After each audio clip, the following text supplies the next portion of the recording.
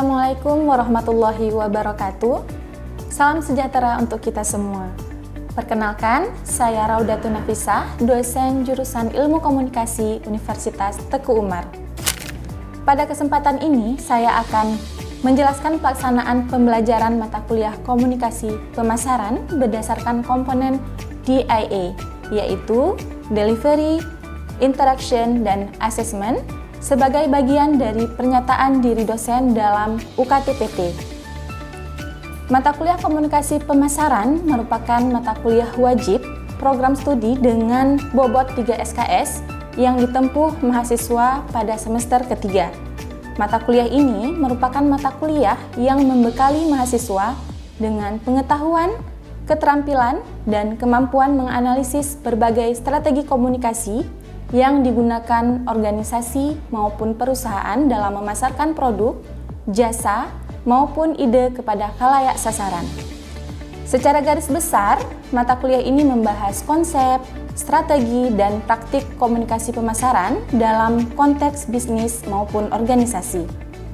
Mahasiswa diajak mempelajari cara merancang, menyampaikan, hingga mengevaluasi pesan pemasaran yang efektif melalui berbagai media dan kanal komunikasi. Adapun capaian pembelajaran untuk mata kuliah ini yaitu: pertama, mahasiswa memahami konsep, prinsip, dan strategi komunikasi pemasaran, termasuk bauran komunikasi pemasaran, serta perannya dalam dunia bisnis dan organisasi. Kedua, mahasiswa mampu merancang, menjalankan, dan mengevaluasi strategi komunikasi pemasaran berdasarkan hasil analisis pasar, karakteristik audiens, dan pemilihan media yang tepat. Ketiga, mahasiswa mampu menghasilkan luaran pembelajaran berbasis proyek sebagai bentuk penerapan nyata dari seluruh konsep yang telah dipelajari. Materi yang disampaikan pada mata kuliah ini mencakup: pertama, pendahuluan dan ruang lingkup dan tujuan komunikasi pemasaran. Kedua, merek dan integrated marketing communication atau IMC. Ketiga, marketing mix. Keempat, analisis konsumen. Kelima, segmentasi, targeting, dan positioning.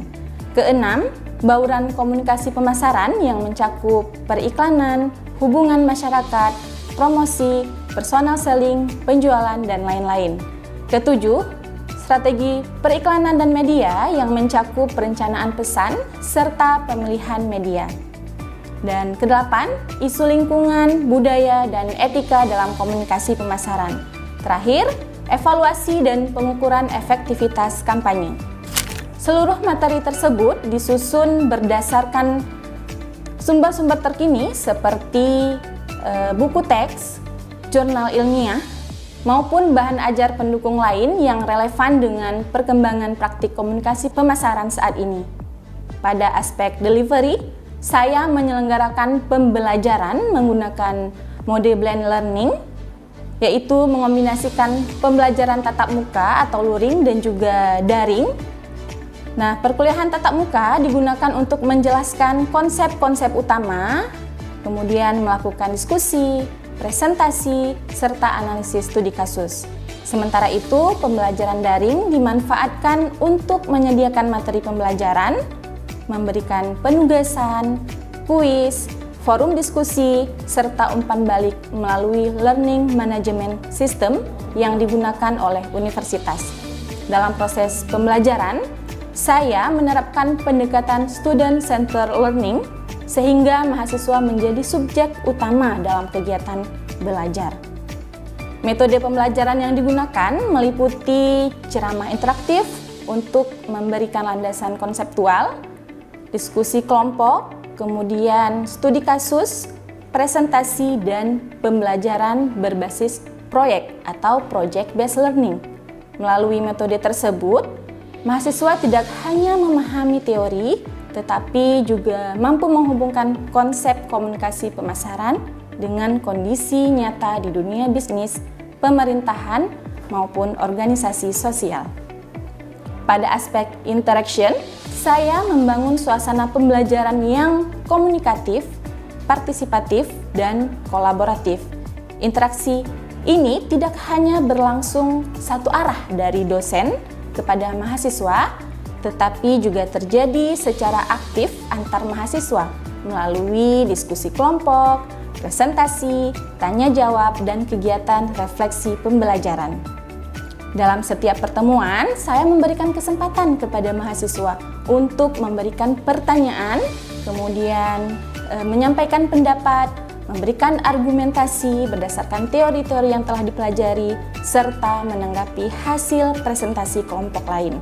Saya juga memberikan umpan balik secara langsung terhadap jawaban maupun hasil analisis mahasiswa, sehingga mereka memperoleh pemahaman yang lebih mendalam terhadap materi yang dipelajari.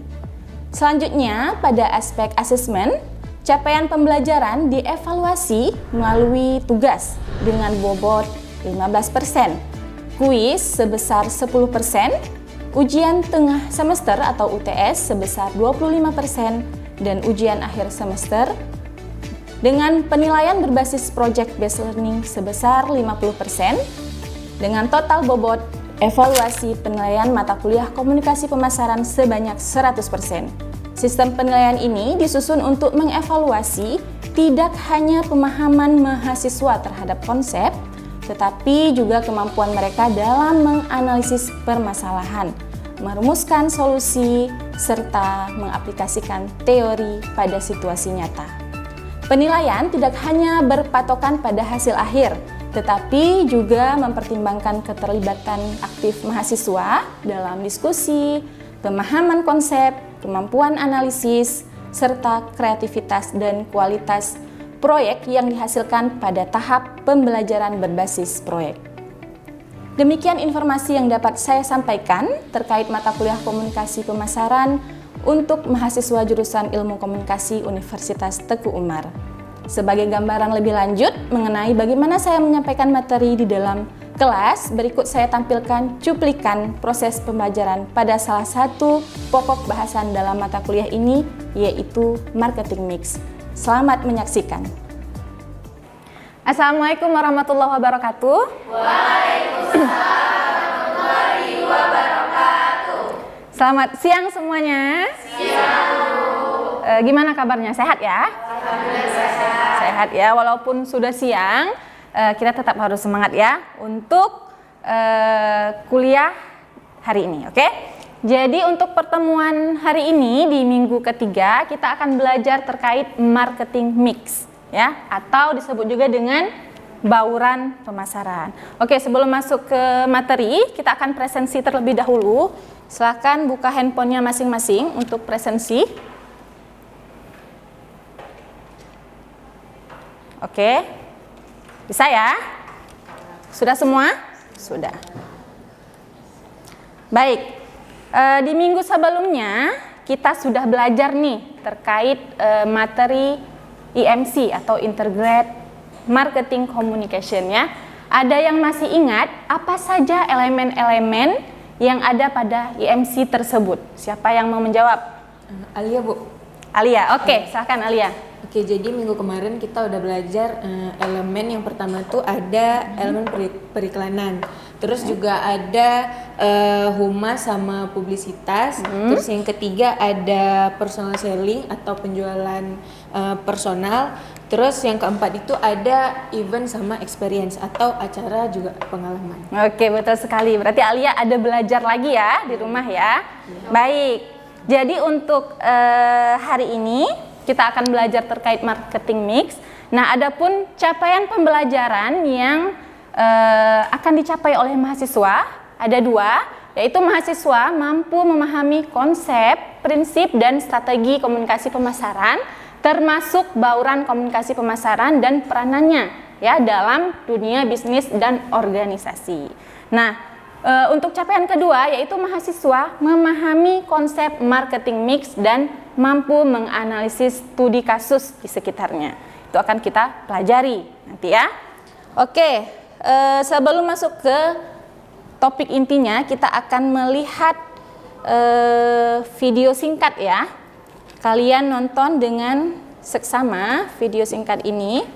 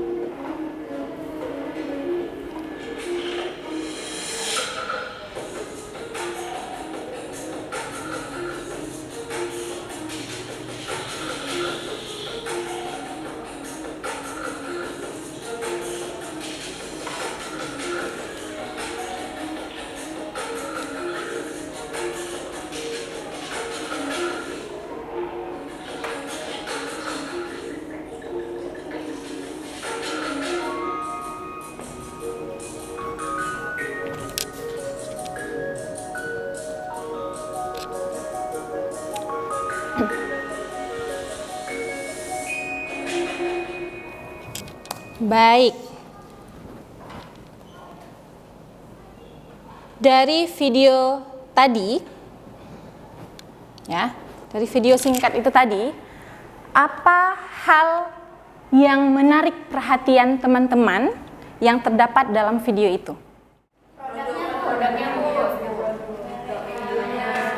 Oke, pertama produk. Terus iklannya, Video iklan juga. Mereknya juga ada ya di sini. Oke, tepat sekali. Kalian ada memperhatikan ya. Terkait marketing mix.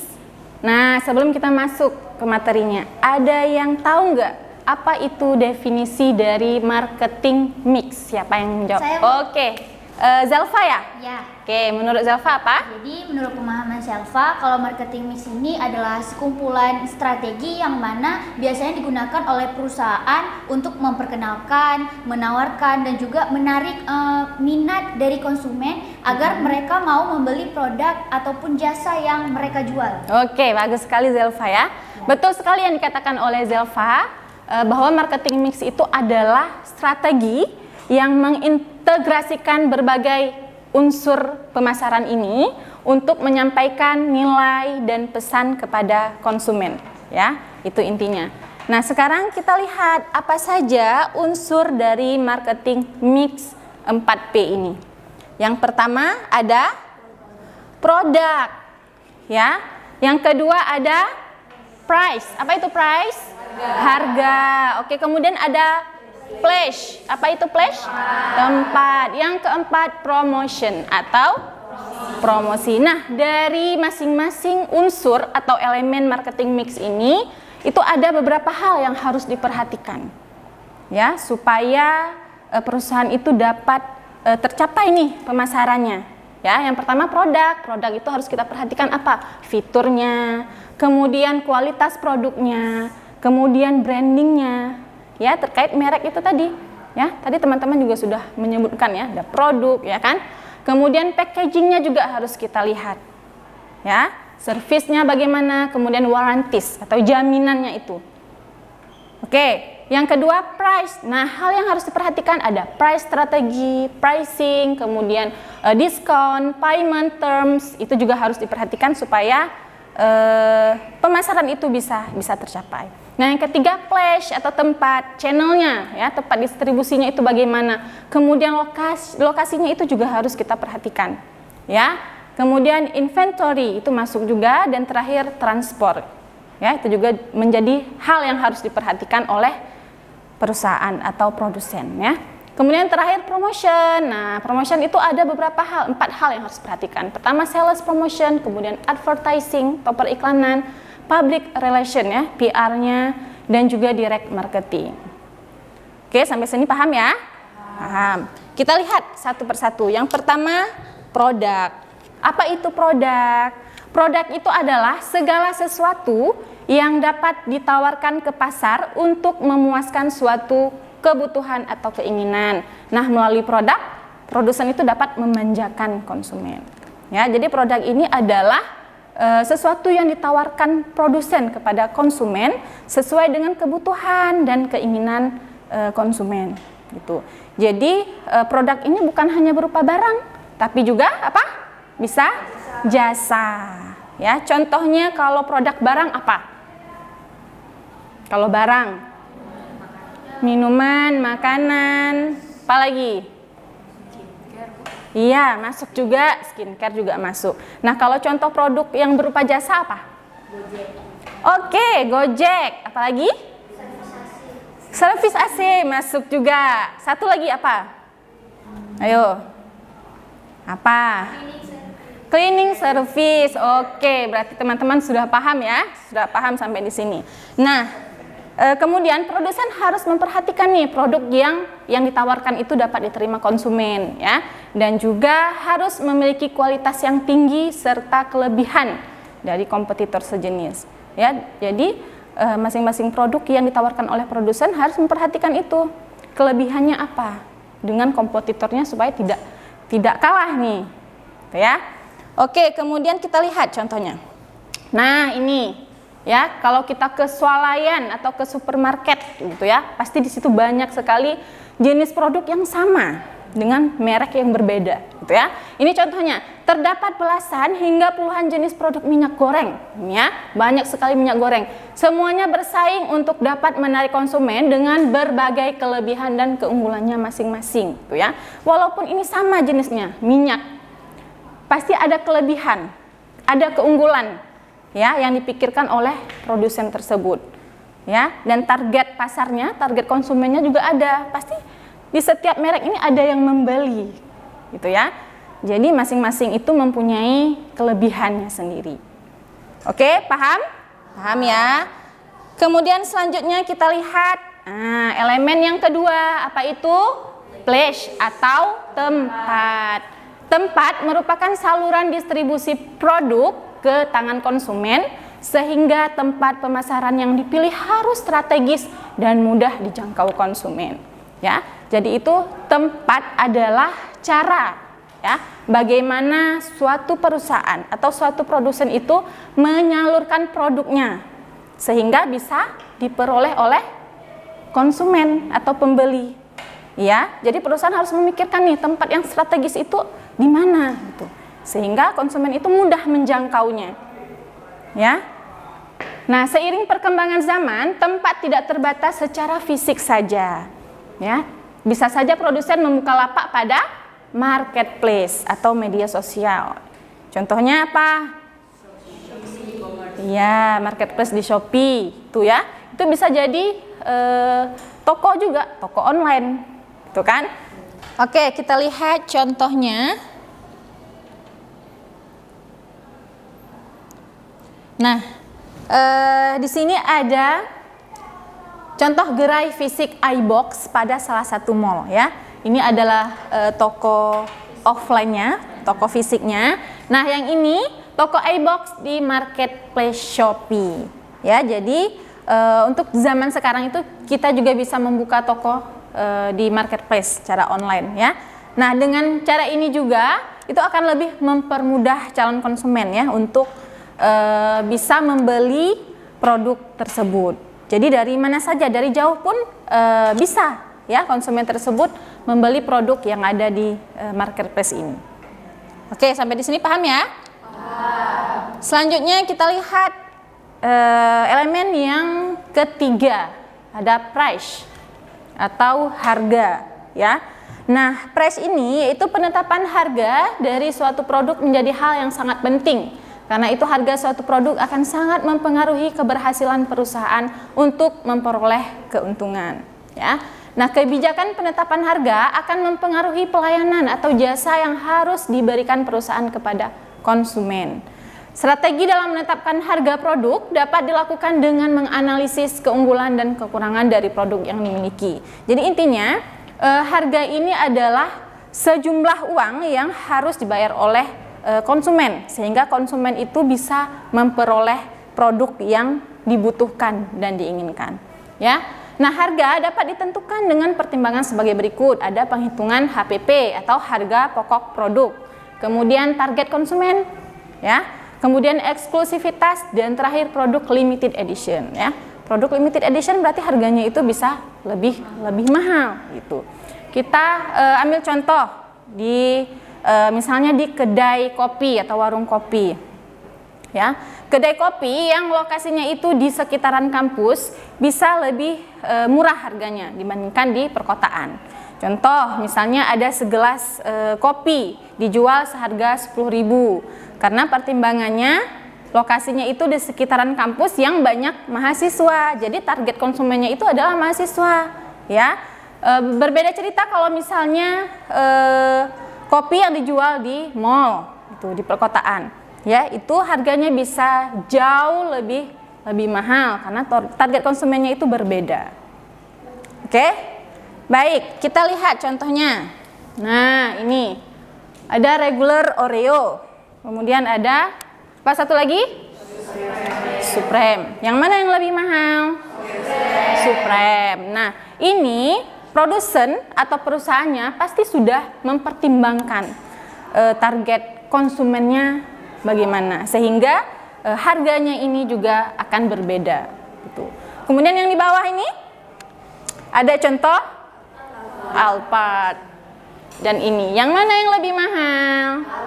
Alphard. Nah, produsennya juga sudah mempertimbangkan target konsumennya, kemudian bahan, kualitasnya seperti apa, sehingga harganya juga pasti berbeda antara mobil yang sebelah kanan dengan mobil yang sebelah kiri. Kalian membeli yang mana? Alphard. Insya Allah bisa ya. Ibu juga pengennya itu, tapi untuk sekarang sanggupnya yang sebelah sini gitu ya. Nah, intinya apa? Jadi masing-masing produsen yang menciptakan produk ini itu pasti sudah mempertimbangkan target konsumennya ya, dan eksklusivitas itu tadi ya. Yang eksklusif yang mana? Ini berarti apakah semua produk ini ada yang beli? Ada, sesuai dengan keinginan dan kebutuhan dari konsumen ya. Oke, kemudian selanjutnya ini adalah elemen terakhir dari marketing mix. Apa itu? Promotion atau promosi ya. Promosi adalah cara mengkomunikasikan barang dan jasa yang ditawarkan supaya konsumen mengenal, kemudian membelinya. Ya, promosi adalah bagian dan proses strategi pemasaran sebagai cara untuk berkomunikasi dengan pasar dengan menggunakan komposisi bauran promosi promotional mix.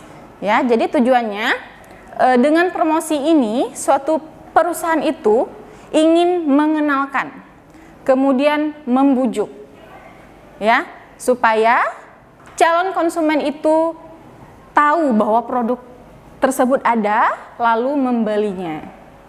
Ya, kesimpulannya, promosi merupakan bagian dari strategi pemasaran yang dilakukan agar orang-orang mengetahui bahwa produk ada. Oke, contohnya promosi bisa dilakukan di mana saja? Bisa di media sosial, kemudian lewat apa lagi? Iklan. Iklan juga bisa. Ada iklan yang berbayar, ada yang tidak berbayar. Kemudian untuk zaman sekarang bisa kita menggunakan tenaga influencer. Itu juga bisa, termasuk ke bagian promosi. Kemudian dengan melakukan diskon-diskon tertentu, itu juga masuk bagian dari promosi. Ya, kita lihat contohnya. Nah, ini dia, ada iklan billboard di kawasan padat dan macet Kuningan, Jakarta Selatan. Tujuannya apa? Membuat billboard ini supaya orang-orang yang melewati jalan ini melihat iklan tersebut dan tahu, ya, ini iklan apa? Ini berarti Gojek. Ya, tahu bahwa Gojek itu ada. Gitu. Ya, ini contoh iklan berbayar. Kemudian bisa dengan apa lagi? Nah, misalnya di marketplace itu ada yang namanya teknik sales promotion. Ya, sales promotion ini merupakan program penawaran yang dirancang untuk menumbuhkan daya tarik konsumen terhadap produk yang ditawarkan. Jadi kalau misalnya teman-teman nih mau membeli sebuah produk di marketplace, contohnya di Shopee, kalian pasti tunggu apa? Misalnya ada 10, oke, 12. Kenapa kita mempertimbangkan itu? Karena banyak promo, ada diskon, ya kan? Kita sebagai calon konsumen pasti itu ya yang kita lihat, yang kita pertimbangkan. Nah, itu adalah teknik atau strategi dari promosi oleh sebuah perusahaan ataupun produsen. Ya, baik, sampai di sini. Ada yang mau bertanya terkait materi kita unsur marketing mix? Silakan. Siapa namanya? Zahra. Zahra. Baik, silakan Zahra. Izin bertanya Bu, tadi kan Ibu sudah menjelaskan tentang 4 unsur marketing mix. Nah, kira-kira kalau untuk UMKM, unsur mana yang kira-kira lebih diprioritaskan? Baik, pertanyaannya bagus sekali Zahra. Jadi dari ke-4 unsur itu tadi, yang mana yang lebih diprioritaskan untuk UMKM ya? Sebenarnya 4 unsur atau elemen itu sama-sama penting, gitu ya. Tapi kalau misalnya yang dipertanyakan bagaimana prioritasnya, itu prioritas awal adalah produk, ya, karena produk itu yang dibutuhkan, ya, oleh konsumen. Jadi kita perhatikan dulu produknya itu kualitasnya bagaimana, sudah baikkah, sudah sesuaikah. Setelah produk baru kita perhatikan strategi harganya. Ya, harganya itu harus tepat juga sesuai target konsumennya. Kemudian baru tempat, ya, bagaimana cara distribusinya itu mudah dijangkau atau tidak. Dan terakhir adalah promosi, itu juga harus diperhatikan.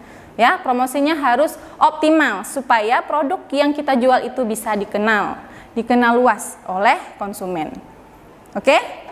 Baik, jadi kesimpulannya dari materi hari ini bahwa ada 4 unsur marketing mix itu, 4P. Ya. Bagaimana perusahaan atau sebuah produsen itu bisa menetapkan harga yang tepat. Itu yang pertama. Ya. Kemudian bisa menentukan lokasi yang sesuai, yang mudah dijangkau oleh konsumen.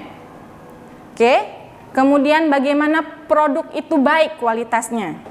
Dan terakhir, bagaimana promosi yang efektif.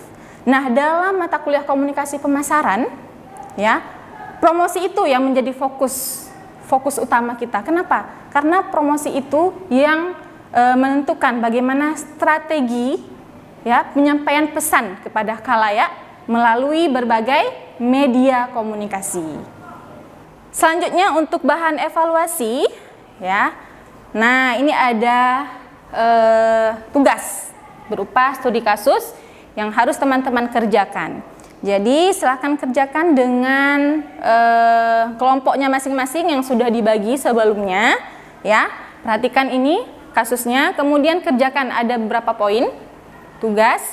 Nanti teman-teman bisa juga membukanya dan melihatnya di @link, sudah Ibu kirimkan di @link, ya. Untuk tugas ini deadline pengumpulannya adalah minggu depan.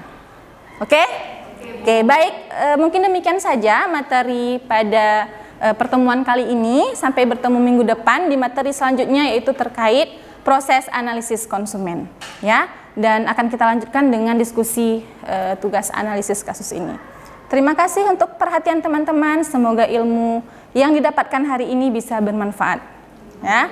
Terima kasih. Wassalamualaikum warahmatullahi wabarakatuh.